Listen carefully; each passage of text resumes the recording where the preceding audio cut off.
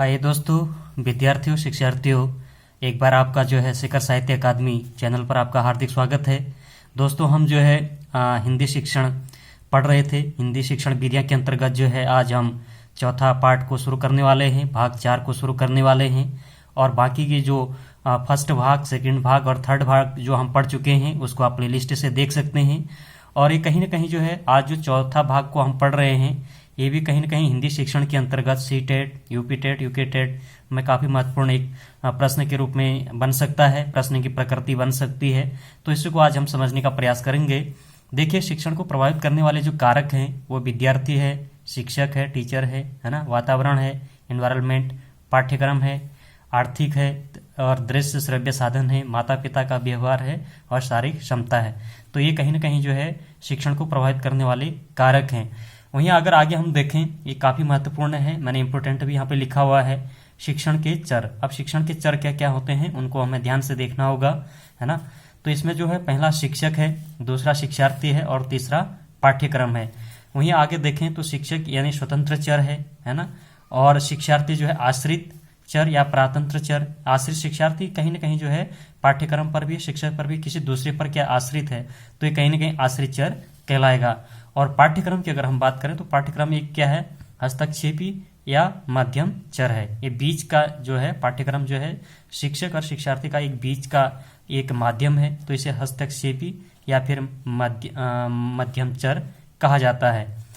अब जो है इस तरह से प्रश्न बन सकते हैं कि निम्नलिखित में से स्वतंत्र चर है, तो है ना, स्वतंत्र चर है, स्वतंत्र चर कौन सा। प्रश्न ऐसे बन सकते हैं कि पहले प्रश्न पूछा जाएगा कि निम्नलिखित में से कौन स्वतंत्र चर है, फिर ऑप्शन ए दिए जा सकते हैं, ए दिए जा सकते हैं। ए अगर हमने इसको ठीक से पढ़ा है तो कहीं ना कहीं वैकल्पिक प्रश्नावली को हम जो है ठीक कर सकते हैं। वहीं आगे अगर हम देखें तो शिक्षण चरों के कार्य, अब कार्य क्या क्या होते हैं। पहला तो कार्य इसका निदानात्मक कार्य। अब निदानात्मक कार्य जो है आरंभ में शिक्षक के द्वारा ये किया जाता है ना, निदान करना है तो इसका काम कौन करेगा, शिक्षक के द्वारा होगा, टीचर के द्वारा होगा। वहीं दूसरा जो है उपचारात्मक कार्य है। उपचार जो है, उपचार कौन करेंगे, शिक्षक और विद्यार्थी दोनों मिलकर जो है उपचारात्मक कार्य होगा।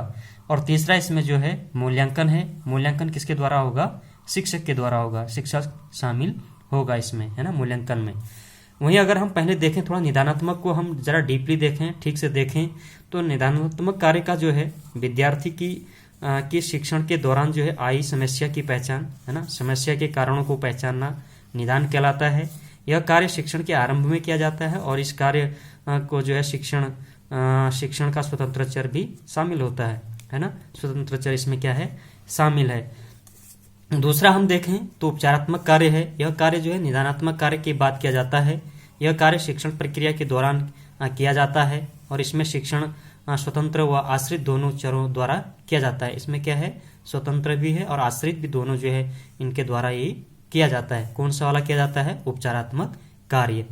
अब जो मूल्यांकन है, मूल्यांकन को भी हम समझेंगे। मूल्यांकन जो है यह शिक्षण कार्य समाप्त होने के बाद जो है केवल स्वतंत्र चर अर्थात अध्यापक द्वारा किया जाता है। कहीं ना कहीं जो मूल्यांकन है वो किसके द्वारा किया जाता है, अध्यापक के द्वारा किया जाता है। अगला है शिक्षण के भेद या प्रकार। अब शिक्षण के भेद क्या हैं, कितने प्रकार हैं, इनको हम ध्यान से देखेंगे। तो पहला जो है शासन व्यवस्था के आधार पर है ना, दूसरा शिक्षण व्यवस्था के आधार पर है और तीसरा जो है स्तर के आधार पर है। अब जो शासन व्यवस्था के आधार पर है इसमें क्या होता है, एक तंत्री या निरंकुश शिक्षा है, दूसरा प्रजातांत्रिक है और तीसरा जो है हस्तक्षेपी है। और वहीं अगर हम शिक्षण व्यवस्था के आधार पर अगर हम देखें तो पहला औपचारिक शिक्षण है, दूसरा क्या है, अनौपचारिक शिक्षण है। और वहीं अगर हम तीसरा देखें तो स्तर के आधार पर क्या है, स्मृति आधार पर है, स्मृति स्तर पर है, दूसरा बोध स्तर पर है और तीसरा जो है चिंतन स्तर पर है। तो हम अगर देखें, है ना, उद्देश्य के आधार पर फिर एक और होता है इसमें, चौथा उद्देश्य के प्रकार से है। पहला शासन व्यवस्था, दूसरा शिक्षण व्यवस्था के आधार पर, तीसरा स्तर के आधार पर और चौथा जो है उद्देश्य के आधार पर। अब उद्देश्य के आधार पर क्या होगा, ज्ञानात्मक होगा, भावात्मक होगा, क्रियात्मक होगा। अब जो पहला जो शासन व्यवस्था के आधार पर है उसको हम देखेंगे। इसमें क्या होता है, एक तंत्री निरंकुश क्या है, प्रभुत्ववादी शिक्षण है। अब इसमें क्या होता है, वह शिक्षण व्यवस्था जिसमें जो है अध्यापक केंद्रीय भूमिका में रहता है ना, तथा शिक्षार्थी केवल निष्क्रिय श्रोता बना रहता है, उसे एक तंत्री शिक्षण कहते हैं। इसमें क्या होगा, अध्यापक की महत्वपूर्ण भूमिका होगी और शिक्षार्थी जो छात्र हैं, जो विद्यार्थी हैं, वो केवल क्या होंगे, निष्क्रिय श्रोता के रूप में बने रहेंगे। उसको हम क्या कहेंगे, एकतंत्री शिक्षण कहेंगे, है ना। अब एकतंत्री शिक्षण की क्या विशेषताएं हैं, इनकी प्रकृति भी हम देखें तो अध्यापक केंद्रित शिक्षण है, पहली विशेषता तो ये होगी। अमनोवैज्ञानिक शिक्षण है ना, और विद्यार्थी को प्रश्न करने का अधिकार या तो होता ही नहीं है या ना के बराबर होता है। तो कहीं ना कहीं जो है वैकल्पिक प्रश्न में जो है एकतंत्री शिक्षा की क्या विशेषताएं हैं, तो इसमें इस तरह के ऑप्शन भी आ सकते हैं। तो कहीं ना कहीं इस तरह से हमने ये समझा है।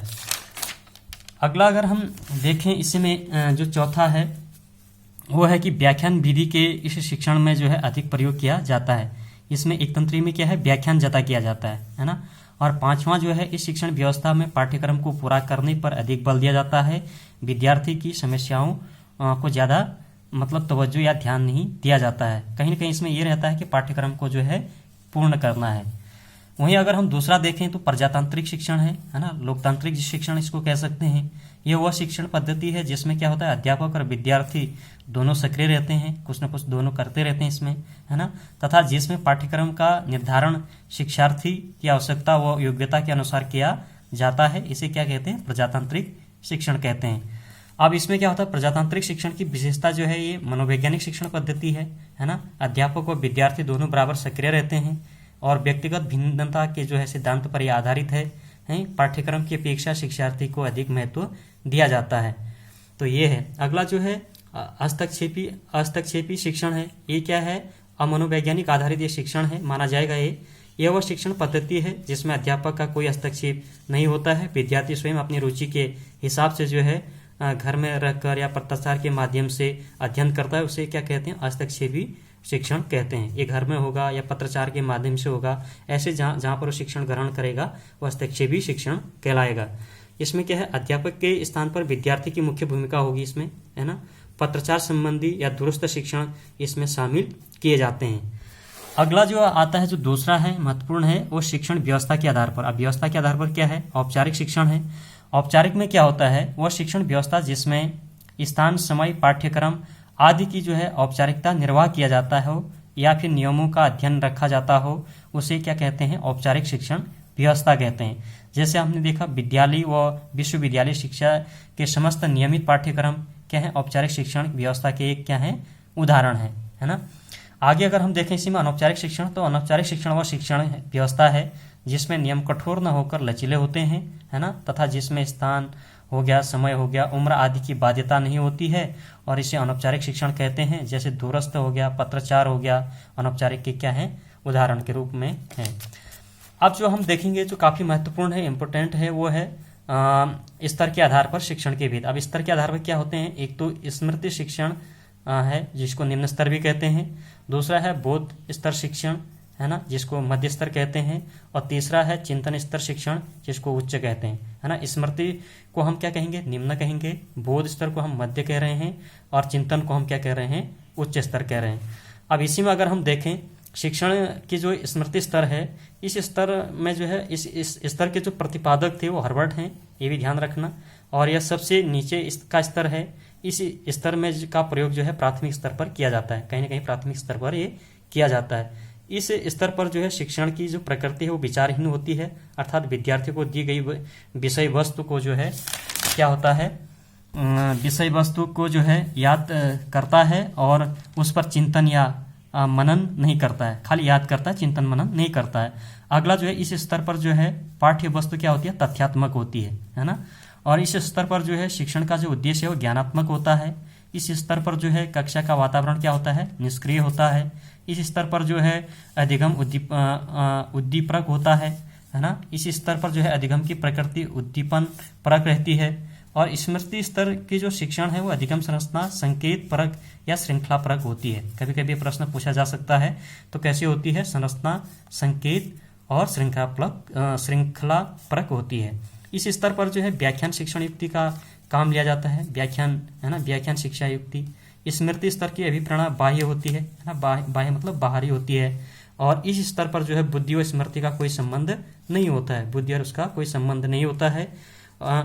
परीक्षण अगर देखें तो प्रत्यास्मरण यानी स्मृति पर आधारित है।